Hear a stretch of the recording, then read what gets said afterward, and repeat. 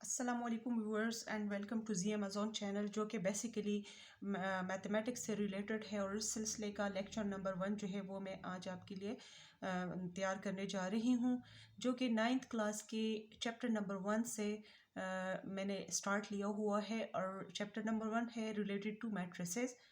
इस सिलसिले में सबसे पहले मैं आपको ये बताना चाहूँगी कि दरअसल मैट्रिसेस कहते किससे हैं, और जनरल इसका एक जनरल इंट्रोडक्शन जो है वो आपको देना चाहूँगी। तो इस सिलसिले में हम कुछ पॉइंट्स जो है वो मद्देनज़र रख के इस लेक्चर को तैयार करते हैं कि इसकी डेफिनेशन बेसिकली क्या है, हम इसको कैसे डिफ़ाइन कर सकते हैं, how to write a matrix, एक मैट्रिक्स को लिखने का क्या तरीक़ेकार है, क्या यूं ही हम रियल्स नंबर्स जो है उसको एक फॉर्म में लिख दें या लेटर्स जो हैं उसको अरेंज कर लें तो हम कहेंगे कि ये मैट्रिक्स है, या कोई प्रॉपर तरीका है जिसके ज़रिए से हम मैट्रिक्स जो है उसको शो कर सकते हैं। जो हमारे पास पॉइंट नंबर सी है वो ये है कि what are rows and columns. अगर ये मैट्रिक्स जो है किस तरीके से बनने के बाद हमें पता चलता है कि या किस तरीके से लिखने के बाद हमें पता चलेगा कि रोज और कॉलम्स जो हैं उसको हम कैसे डिस्क्राइब करेंगे, कैसे बयान करेंगे, कैसे मालूम करेंगे। और इसके ज़रिए से ही फर्दर हमें मालूम होगा कि किसी भी मैट्रिक्स जो है डायमेंशन क्या है, या उसकी जो ऑर्डर है उसका वो क्या है। इसके अलावा एक और पॉइंट जो मैं इस वीडियो में डिस्कस करूंगी वो होगा एलिमेंट्स ऑफ अ मैट्रिक्स। तो इन 4 पॉइंट्स को लेके मैं आज का लेक्चर आप लोगों के लिए तैयार कर रही हूँ। उम्मीद है कि आप पूरी वीडियो को गौर से देखेंगे और मेरे साथ साथ इसको समझने की कोशिश करेंगे। तो सबसे पहला पॉइंट हमारे पास है कि डेफिनेशन ऑफ मैट्रिक्स ये है क्या। तो इसको डिफाइन कुछ यूँ सिंपल अल्फाज में इसको हम कुछ इस तरीके से डिफाइन कर सकते हैं कि आ matrix is a rectangular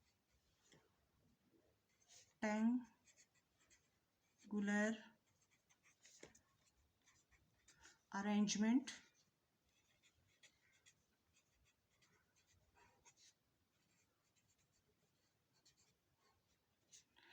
अब डेफिनेशन हमारे पास आती है, matrix is a rectangular arrangement. But rectangular arrangement of what, आया ये क्या है। लेट्स सपोज देखिए रियल नंबर्स हैं या लेटर्स हैं। इस अब हमारे पास अगर हम यहाँ पर मिसाल ले लें, हमारे पास है एक 1 3 5 7, ये कुछ आदाद हैं। इसको लिखने के हमारे पास अब मुतादिद तरीके हैं। मिसाल के तौर पर इसको हम एक तरीका यूं है कि इसको यूं लिख के 1 3 5 7, ये एक तरीका हो सकता है। दूसरा तरीका इसमें यूं हो सकता है कि इसी को हम यूं भी लिख सकते हैं, लाइक 1 3 5 और 7, और इसको एक ब्रैकेट में क्लोज कर सकते हैं। एक इसका तरीक़ेकार यूं भी हो सकता है। एक और जो तरीक़ाकार हो सकता है वो यूं हो सकता है कि हम इसको यूं लिख लें 1 3 5 7, और इसको इस स्क्वायर ब्रैकेट में इनक्लोज कर दें। ये भी जो है इसको लिखने का तरीक़ेकार है। अब मैट्रिक्स जो है वो सिंपली ये नहीं है कि हम इसको में ये नंबर्स ही ले लें और इसको ही डिफ़ाइन कर लें। हम कुछ इस तरीके से भी इसको ले सकते हैं। अगर लेटर्स के ज़रिए हम ले लें तो ए बी, अगर इसको भी हम यूँ, ये देखिए इसको लिखने का एक तरीका, इसको लिखने का, इसी मैट्रिक्स को लिखने का दूसरा वे, इसी को लिखने का इसको अगर बढ़ा लें तो यूं भी हो सकते ए बी एंड सी और डी। इस तरीके से भी हम इसको लिख सकते हैं। इस तरीके से अब गौर अगर करें तो हमारे पास इन रियल्स नंबर्स को अरेंज करने का के मुख्तलिफ जो हमने 3 तरीके देखे हैं। या तो हम इसको इस तरीके से इस फॉर्म में लिख सकते हैं, इस फॉर्म में लिख सकते हैं, हॉरिजॉन्टल वे में लिख सकते हैं, और इसमें जो है उसको स्क्वायर ब्रैकेट्स में इनक्लोज करके इसको मालूम कर सकते हैं। या फिर यह है कि वर्टिकली इसको इस तरीके से अरेंज करके भी अपनी हम मालूमात ले सकते हैं। तीसरा तरीका यह है कि वो इस फॉर्म में भी हो सकता है।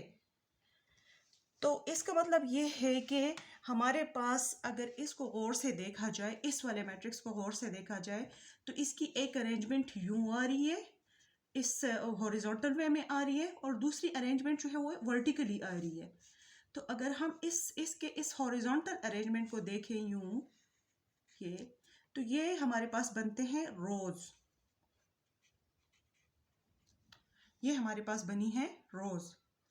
दूसरे अगर इसका मतलब ये हुआ कि इसमें रो एक ही है, लेकिन अगर इसको हम इस तरीके से देखें तो हमारे पास देखिए एक, दूसरा,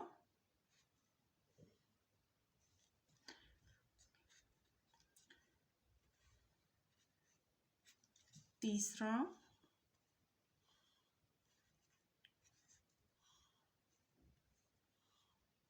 और ये चौथा। इस तरफ से अगर हम गौर करें तो एक ही लाइन बन रही है इन सब आदाद की, और उसको हमने रोज का नाम दे दिया। जबकि अगर हम इसको इस वे में देखें, वर्टिकल वे में देखें, तो ये हमारे पास कॉलम्स बनते हैं। ये C1 हो गया, ये C2 हो गया, ये C3 हो गया, और ये C4 हो गया। इसका मतलब ये हुआ कि इस वाले जो ये वाली जो अरेंजमेंट है हमारे पास, रेक्टेंगुलर अरेंजमेंट मैट्रिक्स की आ रही है, इसमें हमारे पास रो एक है, जबकि इसी के अंदर हमारे पास कॉलम जो है वो 4 बन रही है। लेट्स सपोज हम इसको गौर करते हैं अब कि यहाँ क्या सिलसिला है। अब अगर हम यहाँ से इस अरेंजमेंट को देखते हैं तो हमारे पास ये R1, यहाँ से देखिए R2, यहाँ से देखिए R3, और यहाँ से अगर हम गौर करें तो ये R4 बन रहा है। इसका मतलब है 1 2 3 4, इसमें हमारे पास 4 रोज बन रही हैं। जबकि अगर हम इसको इस तरीके से देखें, यूं देखें, ये जो कि कॉलम का फॉर्म बनता है, तो ये हमारे पास बन रहा है, इसमें कॉलम सिर्फ एक C1 बन रहा है। ठीक है, इसका मतलब ये हुआ। अब अगर इसी मैट्रिक्स को हम डिफाइन करें, अच्छा मजीद अगर हम इसको इस वाले मैट्रिक्स को भी इसी चीज से देखें, गौर करें, देखें यहाँ पर हमारे पास ये देखें, इसका रो 1, इसी को देखें तो रो 2, यानी कि इस वाले के अंदर हमारे पास 2 रोज बन रही हैं। इसी को अगर हम गौर से देखें तो यहाँ पर हमारे पास कॉलम्स की तादाद बन रही है। C जो है वो हमारे पास 1, इसको देखें तो यहाँ पर हमारे पास कॉलम्स की तादाद, ये वाली दूसरी C2। इसका मतलब है C जो है वो हमारे पास इस वाले केस में 2 हैं, जबकि RB इस वाले केस में R1 एंड R2 2 हैं। यहाँ पर अगर आप अगर खुद ही मुझे बताना शुरू कर दें तो आप, मेरे ख्याल में आप लोग इस काबिल हैं कि अब आप मुझे बता सकें कि इसमें कितनी रो, इस वाले मैट्रिक्स में कितनी रोज़ हैं और कितने कॉलम्स हैं। इसको अगर गौर से देखा जाए तो देखें, अगर इस तरफ से देखें तो हमारे पास रो 1 बनता है, और इस तरीके से देखें तो हमारे पास कॉलम्स जो हैं वो 2 बनते हैं। इसका मतलब है कि इस वाले कॉलम में हमारे पास रोज़ की तादाद 1 है, जबकि कॉलम्स की तादाद जो है वो हमारे पास 2 है। जबकि अगर इस वाले मैट्रिक्स को हम गौर करें तो यहाँ पर रोज 1 एंड 2 हमारे पास रोज की तादाद बन रही है 2, जबकि अगर कॉलम्स की तरफ ये हम देखें तो हमारे पास कॉलम बन रहे एक ही। इसी तरीके से लेट सपोज हम इस वाले को गौर करते हैं तो यहाँ पर हमारे पास देखिए रोज जो हैं वो बनती हैं 1 और 2, 1 और 2, जबकि कॉलम्स भी इसी तरीके से हमारे पास बन रहे हैं 1 और 2, यानी कि यहाँ पर हमारे पास रोज की तादाद भी 2 है और कॉलम्स की तादाद भी 2 है। इसका मतलब है ये 2 बाई 2 का कॉलम मैट्रिक्स है। हाँ, उम्मीद है कि आपको ये बात जो है ये सारा सिलसिला समझ में आ गया होगा कि रोज़ जो है इसमें कौन सी होती हैं और कॉलम्स कौन सी होती हैं, क्योंकि मैट्रिसेस का जो सारा सिलसिला है वो रोज़ और कॉलम्स पे ही डिपेंड करता है। हमने यहाँ पर 2 चीज़ें समझ ली हैं कि डेफिनेशन जो है वो हमारे पास है कि a matrix is a rectangular arrangement of real numbers, it may be letters, real numbers, anything else। अब यहाँ पर जो है इसको मैंने आपको लिखने के मुख्तलिफ तरीके, ताकि आपको क्लियर हो जाए कि रोज़ कैसे बनती हैं, रोज़ कौन सी हैं और कॉलम्स कौन से हैं। इस सिलसिले में हम लोगों ने ये सारी एग्जांपल्स ले ली हैं। अब हमारे पास इससे पता चलता है कि ये वाली हमारी रोज़ हैं और ये वाले इस तरीके से हमारे वर्टिकली हमारे कॉलम्स बनते हैं और हॉरिजॉन्टली हम देखें तो हमारे रोज़ बनते हैं। इसके बाद जो है यहाँ पर आप लोग अब अगर इन मैट्रिक्स इस कॉलम के अंदर इस ब्रैकेट्स के अंदर के आदात को देखें, जैसे इसमें 1 3 5 7 है, तो ये जो इसके अंदर इनक्लोज जितने डिजिट्स हैं, जितने नंबर्स हैं, इसको हम कहते हैं एलिमेंट्स ऑफ अ मैट्रिक्स या एंट्रीज ऑफ मैट्रिक्स भी आप लोग इसको कह सकते हैं। इसका मतलब ये हमारे पास ये हुआ कि इसके अंदर जितने भी, अब फॉर एग्जांपल इस वाले मैट्रिक्स में हमारे पास ये 1 है, तो ये एक एलिमेंट है, इस मैट्रिक्स का एक एलिमेंट 1 है, इस मैट्रिक्स का एक एलिमेंट 3 भी है, इसी मैट्रिक्स का एक एलिमेंट 5 है और इसी मैट्रिक्स का एक एलिमेंट 7 है। इस वाले मैट्रिक्स को लेट सपोज हम गौर करते हैं तो इसका फर्स्ट एलिमेंट हमारे पास ए है, सेकंड बी है, थर्ड सी है और फोर्थ जो है वो हमारे पास डी है। अब अगर हम प्रॉपर तरीके से इस चीज़ को डिफाइन करें, इस क्या आया मैट्रिक्स जो है वो हमारे पास क्या होते हैं, तो अब हम इस पोजीशन में हैं कि हम डिफाइन कर सकते हैं कि a matrix is a rectangular arrangement of numbers और एलिमेंट्स। लेकिन इसके बाद अगर हम यहाँ पर ये देखें, गौर करें, फॉर एग्जांपल हम कहते हैं कि ये हमारे पास 1 मैट्रिक्स, 1 एलिमेंट, 2 5 और 3 है, ये तो इसके तो हम मैट्रिक्स कह सकते हैं। लेकिन क्या हम इस अरेंजमेंट को 1 3 और 6 इसको क्या हम कह सकते हैं कि ये भी मैट्रिक्स है? इसके ऊपर गौर करें, ये मैट्रिक्स कहला सकता है? ये वाला हम मैट्रिक्स, इसको हम मैट्रिक्स नहीं कह सकते। और क्यों नहीं कह सकते हैं, इसकी क्या रीज़न है, हम इसको क्यों नहीं कह सकते? इसलिए कि इस वाले में जितनी रोज़ हैं, रोज़ में जो एलिमेंट्स की तादाद है वो एक होनी चाहिए। अब अगर इसका फर्स्ट रो जो है वो 2 एलिमेंट्स पे है, तो हमारा सेकंड रो भी लाजमी 2 एलिमेंट्स पे होना चाहिए। लेकिन अगर हम यहाँ पर गौर करें तो सेकंड रो हमारा 2, यहाँ 3 और 6 की है, लेकिन इसके ऊपर अगर हम देखें तो 1 है, लेकिन इसका सेकंड एलिमेंट हमारे पास मौजूद नहीं है। So we can't say that it is a matrix, it's not a matrix. ठीक है, इस तरीके से अगर हम यहाँ यूँ देख लें, लेट सपोज हम यूँ करते हैं कि हम कहते हैं हमारा ये रो जो है ये कंप्लीट नहीं है, इसी तरीके से कॉलम भी कंप्लीट नहीं है।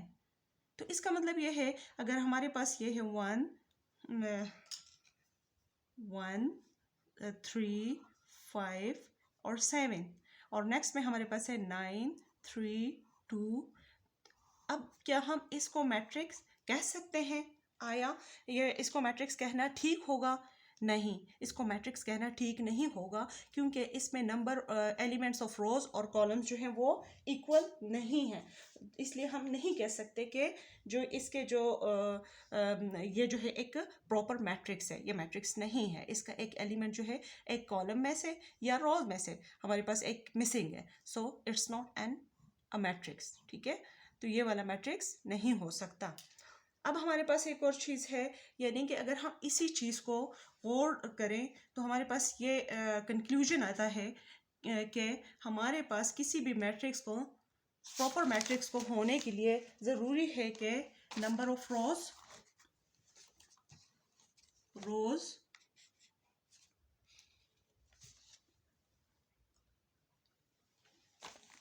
जो है उसमें इक्वल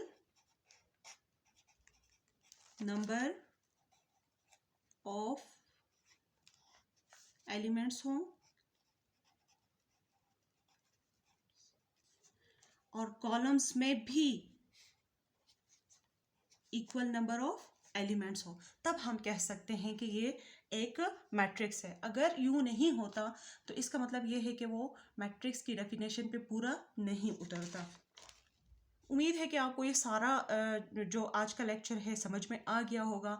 अगर व्यूअर्स इसमें कुछ भी जो है आप लोगों को ऐसा लगता है कि डिफ़िकल्ट है, कुछ भी ऐसा है जो समझ से बालातर है, या कुछ भी ऐसा है जिसको आप रिपीट करना चाहते हैं, तो आप लाजमी कमेंट सेक्शन में मुझे बता दीजिएगा। मैं इस पर मज़ीद रोशनी डालूंगी और आपके कन्फ्यूजन को दूर करने की कोशिश करूँगी। अगर मेरा इस यूट्यूब चैनल का फर्स्ट लेक्चर जो है, जो कि रिलेटेड टू मैट्रिसेस था, आपको अच्छी तरह समझ में आ गया हो और आप इससे मुतमईन हो, तो आप चैनल को लाइक, सब्सक्राइब और शेयर करके मेरी हौसला अफजाई ज़रूर करेंगे। शुक्रिया, बहुत शुक्रिया।